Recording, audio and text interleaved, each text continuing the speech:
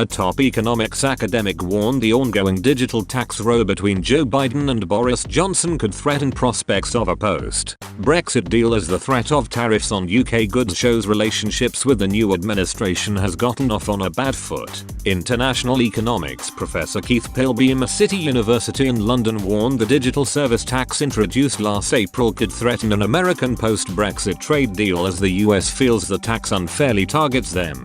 The US dislikes the 2% revenue tax on digital companies, as many operate in North America, with President Joe Biden threatening to slap down a sharp 25% tariff on some British goods in response. The UK says it wants digital firms to pay their fair share of tax, but the US disagrees and says the tax is discriminatory towards American businesses. Professor Pilbeam asked whether the digital service tax could harm any prospects of a UK's post-Brexit trade deal. He replied, "Well, this of course doesn't help. The Americans have already now threatened us with tariffs straight away, which proves the whole thing is a bit silly. And the amount of money to be raised, by the way, is about $325 million. I mean, you could just raise income tax by 0.5% and you'd get far more than that, vastly more than that. So it doesn't really make much sense to pick a fight with the Americans, a new administration."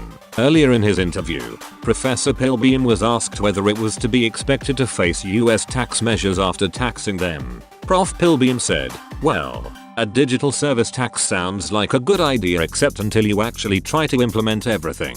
And then the Americans say it's targeted at them, as they've got very successful digital service companies and therefore they're going to retaliate. So it's maybe not such a good idea. I mean, there are other ways of raising taxes, which is called corporation tax, of course." The academic was then asked who comes off the worst in the tax row. Prof. Pilbeam bluntly replied, "Well, no one will ever win when there are tariffs. Well, the only ones that we know, the industries that are maybe protected, but everybody else loses. Consumers end up paying higher prices and the governments don't necessarily get as much revenue as they think. Don't forget, these companies do pay taxes because they employ a lot of people in the UK. So for example, Google's putting their head office here in Europe, so that's going to raise a lot of money for the government. You know, they pay national insurance, their employees pay tax. So you've got to be very careful not to upset them, really." The conversation then moved on to businesses paying their tax and the discourse surrounding whether they do or not. Prof. Pilbeam explained, "It never hits the headlines that way, but you know, if these companies were to abandon Britain, we would lose masses of taxes because national insurance has got employers' contributions as well as the employee. Then you've got also VAT. The government collects a lot of VAT through sales on Amazon, so they do actually collect an awful lot of tax for the government that goes straight to their coffers."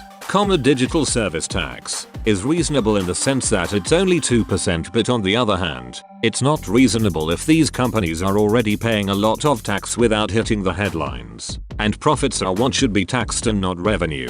If I just tax revenue, that doesn't make any sense. You're gonna have a loss-making company and you're taxing the revenue, doesn't make any economic sense. So the economics tells you to tax profits, not revenue. So I think we've got to be very careful. We don't want to lose jobs as well with the Americans retaliating. So I don't think it's a clever idea personally.